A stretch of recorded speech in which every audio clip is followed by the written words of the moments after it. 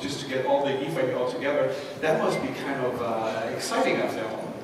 I'm very exciting. IFA is my favorite time of the year. I'm looking forward to meeting all the familiar faces and also new people. And I really love the buzz in the halls and to see innovations and new products. I'm looking very much forward to that. And indeed, a big hello and willkommen to you all. I'm thrilled to see you all here at the Messe Berlin exhibition grounds, because it means it's IFA time yet again. And I know I'm speaking for the whole IFA team when I say we can't wait to get started and to give you the full IFA experience, and we hope you feel the same.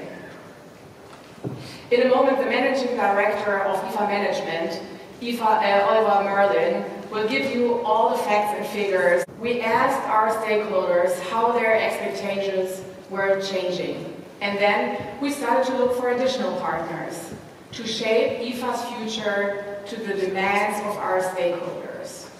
We found this partner in Clarion Events. We want to take the IFA experience to the next level. Everything that's great and successful about IFA will continue, of course. But we also want, we need to add new experiential elements. And Oliver and his team have done an outstanding job in getting this evolution, this transformation underway. During the next few days, you'll immediately see the difference that they've made. Of course, we'll also continue our long-standing partnership with Messe Berlin. Despite the changes, IFA's place continues to be in Berlin, in the city of Berlin, and right here at Messe Berlin. Speaking on behalf of GFU, I'd like to say a big thank you to the team of IFA Management, and especially to you, Oliver. You've done a fantastic job making IFA 2023 a success. Please, let's give it a try.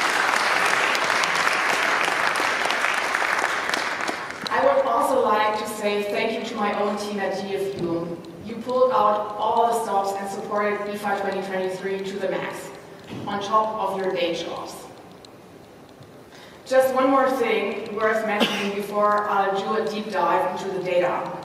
This year marks the 99th year of IFA.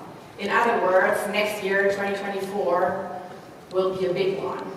We will be celebrating IFA's 100th anniversary.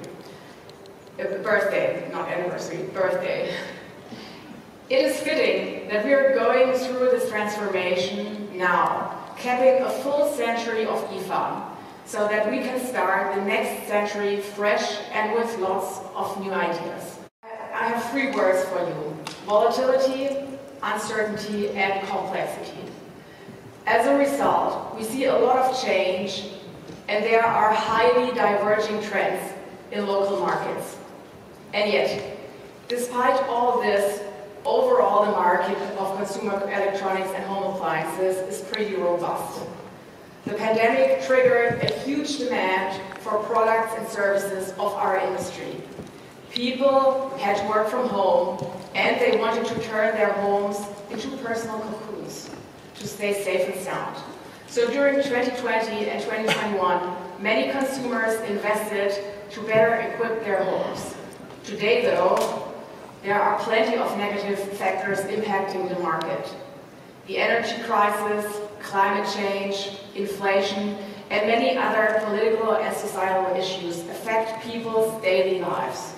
So no wonder that many consumers have become cautious and rein in their spending. Yes, the global economy is recovering, although slowly. However, in many markets, demand has yet to return to normal. In Europe, the consumer climate continues to do poorly. Whether it's expectations for the economy, personal income, or willingness to buy, they are still pretty low. Much lower than in 2020, and yet things are looking up. We have already experienced the low point all the way back in 2021. And during 2022, we saw a modest recovery. So what's happening in markets today? Globally, inflation stands on average at 6.6%. The result has been a cost of living crisis. During 2020 and 2021, the pandemic triggered extraordinary growth. Consumer demand soared, but once that was met, markets obviously were saturated. We've all lived through it.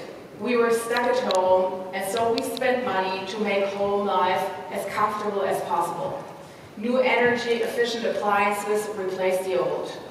Living room TVs had to stand in for local cinemas and the concert hall. So people bought TV sets with larger screens, higher resolution, and better sound systems. Now, though, our world has returned to near normal, even in countries that once had the most restrictive COVID rules. People have started spending again, but they first want to catch up on travel, eating out, and going to sports and cultural events. And then there's one more issue. When demand suddenly dropped, manufacturers and retailers saw stocks pile up, which put pressure on the prices.